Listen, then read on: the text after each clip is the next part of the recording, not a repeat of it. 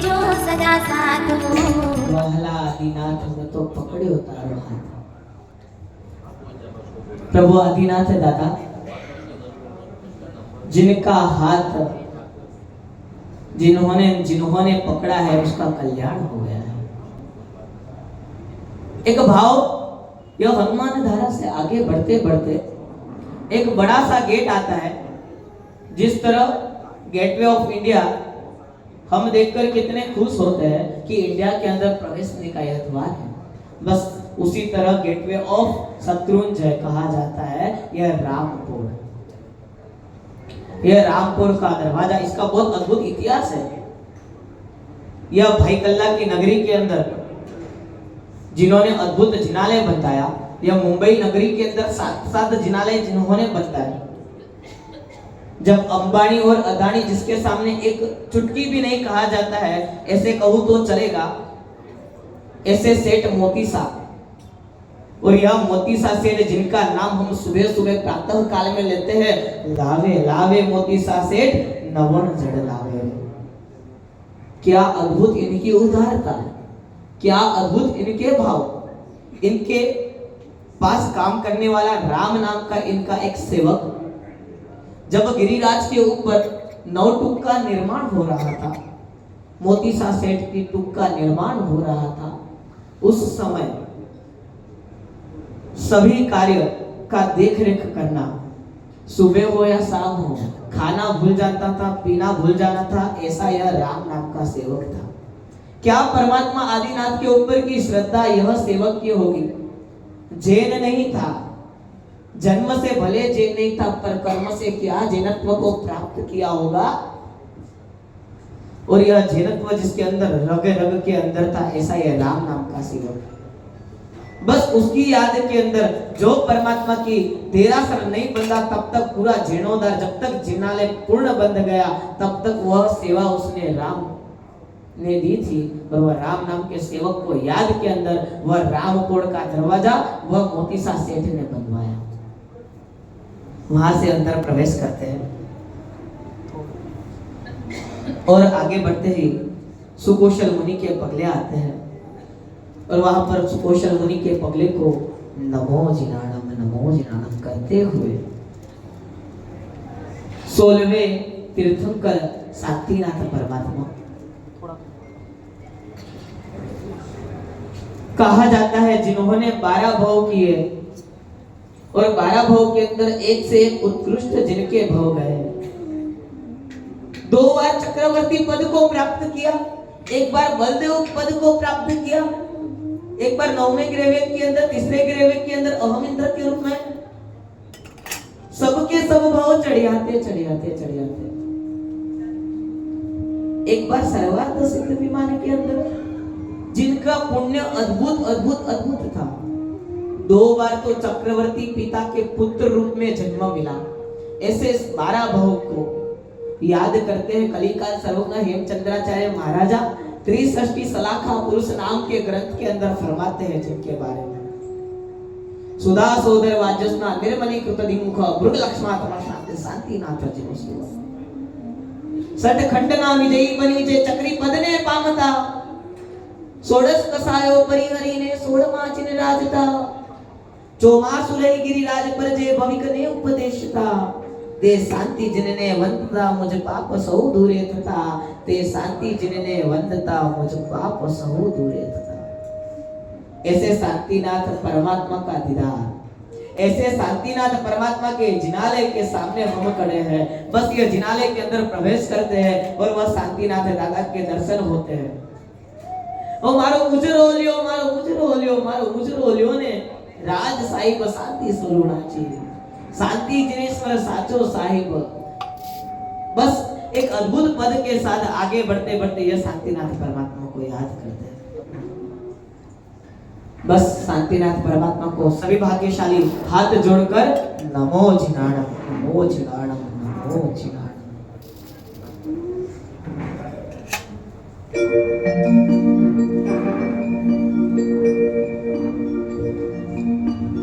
शांति जिनेश्वर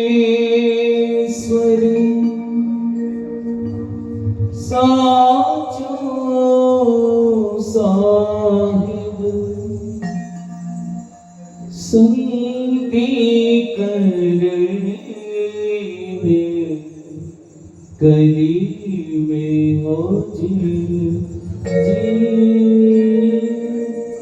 शांति जिनेश्वरे साचो साहिब संति करने गली में हो जी तू मेरा मरने में तू मेरा दिल में ध्यान धरू पल पल में हो जी शांति जिनेश्वरे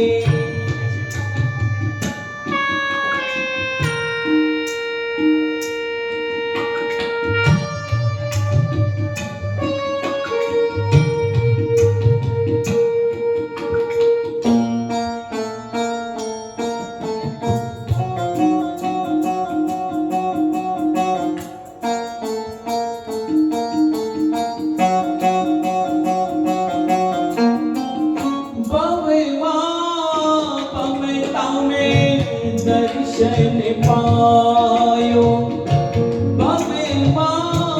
ममता में दर्शन पायो आशा पुरोए के पल में होती जी तू मेरा मरे में तू मेरा दिल में ध्यान धरू पहले पहले होने शांति जिनेश्वरे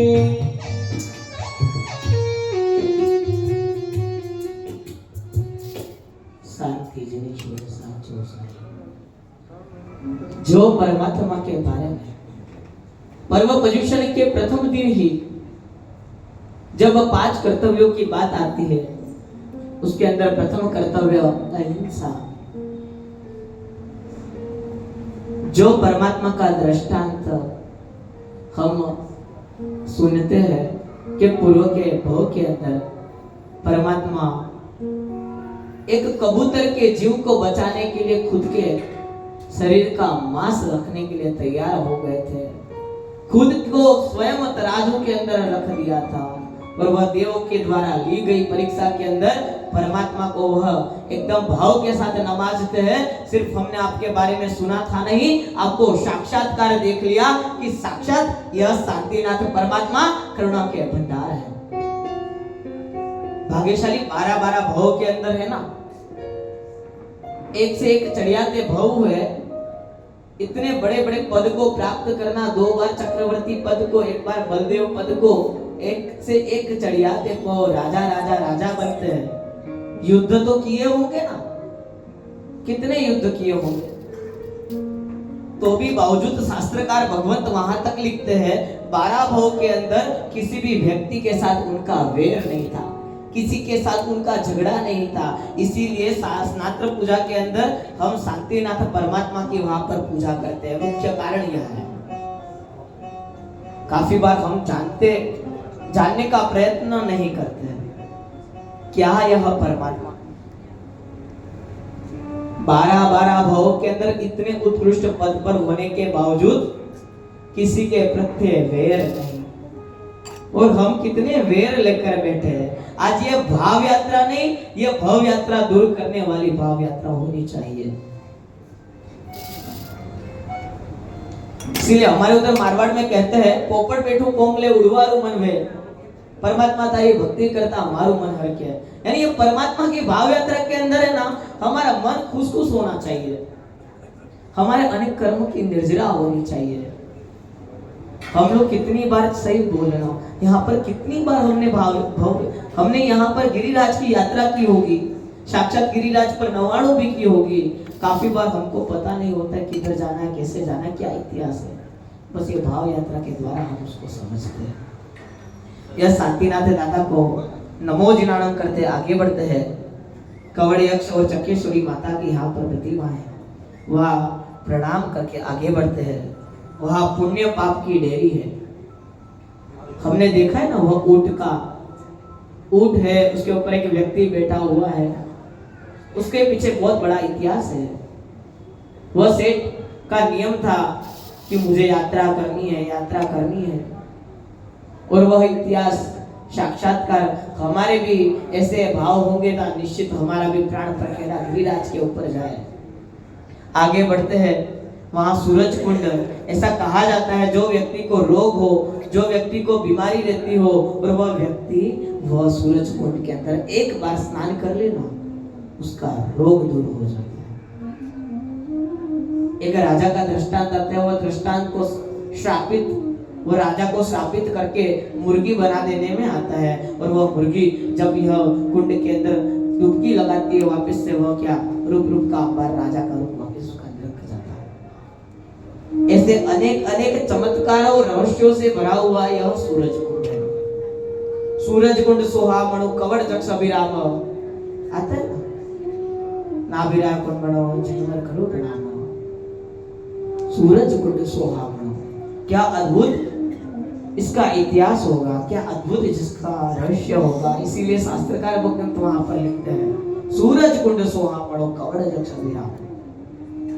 आगे बढ़ते हैं। और जो महाराजा की मैंने आगे बात की थी, जो इतिहास के पन्ने के ऊपर स्वर्ण अक्षर से जिनका नाम लिखा गया, एक तो संप्रति महाराजा याद आते हैं, और दूसरे यह कुमारपाड़ महाराजा याद आते हैं। ये दोनों महापुरुषों ने यह जिन शासन को चार चांद लगाने का कार्य किया है। प्रभु शक्ति मळे तो एवी मर्जे जिन शासन सेवा काज, और इनके पास शक्ति थी, सत्ता थी, और वह सत्ता और शक्ति को कहां को यूज किया, परमात्मा के शासन के लिए। बस ये कुमारपाड़ महाराजा का दृष्टांत सुनते हैं ना, ये कुमारपाड़ महाराजा का जिनालय वहां पर अद्भुत है, जहां पर आदिनाथ दादा है नमो जिनाणम करते हैं।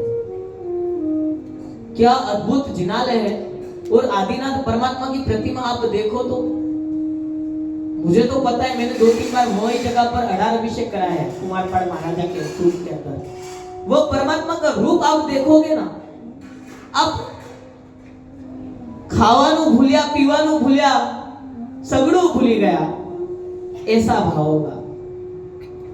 बस परमात्मा को देखते रहो। वही जिनालय के अंदर जब कुमारपाड़ महाराज आते थे ना, बस एक ही भावना रखते थे, परमात्मा मुझे तो अगला जन्म कोई गरीब के घर देंगे तो चलेगा, पर मैं मेरे गुरु भगवंत को गोचरी भोरा पाऊं, क्योंकि राजपिंड तो गुरु भगवंत को कल्पता नहीं है। जीवन भर मैंने यह कलिकाल सर्वज्ञ हेमचंद्राचार्य महाराज साहब की सेवा की, गुरु भगवंत की कृपा आशीर्वाद लिए, पर मेरे घर का एक दाना भी गुरु भगवंत ने भोरा नहीं है।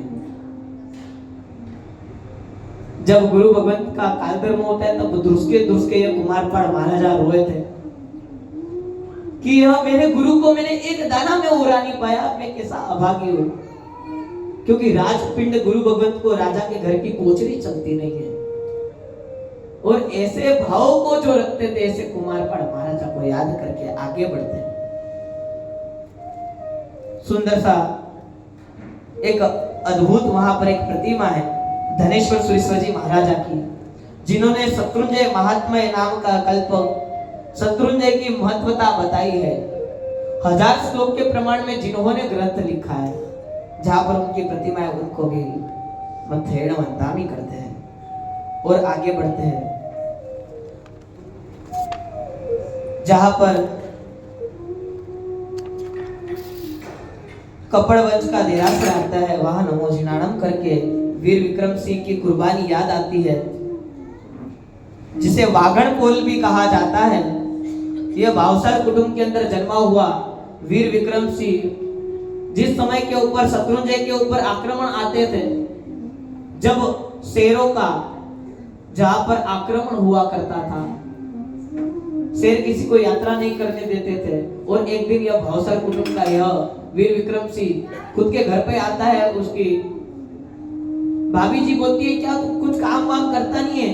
और वह शर्म के कारण उसे बहुत बुरा लगता है, और बोलती है, तेरे अंदर हिम्मत है ना तो जाके दिखा। वह शेर के साथ युद्ध करके दिखा और वह दौड़ता है और ऊपर जाता है। वहां संघ वाले कहते हैं कि मत जा मत जा, तू खुद आग के अंदर कूदने क्यों जा रहा है, तू मर जाएगा। और वहां पर वो कहता है मैं शेर के सामने युद्ध करूंगा। और वहां पर जो आपको घंट की आवाज सुनाई दे 3 बार, तो निश्चित समझना मैंने विजय प्राप्त किया और यात्रा चालू हो गई है। और वहां पर जाकर युद्ध करता है, खुद की कुर्बानी दे देता है, वहां पर बेल बजाता है। और तब से वह वागड़ को युद्ध में हराकर खुद विजय प्राप्त करता है। और वहां पर उसका प्राण पखेड़ा उड़ जाता है। और गिरिराज की भक्ति के अंदर आज भी वहां पर वह व्यक्ति की प्रतिमा रखी हुई है। जन्म से जैन होना महत्व का नहीं है, कर्म से जैन होना महत्व का है। और ये कर्म के साथ जैन थे, वहां पर उनकी कुर्बानी को याद करते हैं। जिन शासन के लिए कितने महापुरुषों ने खुद की कुर्बानी दी है। आगे बढ़ते हुए सुंदर से एक भाव को यहाँ पर हम प्रैक्टिकल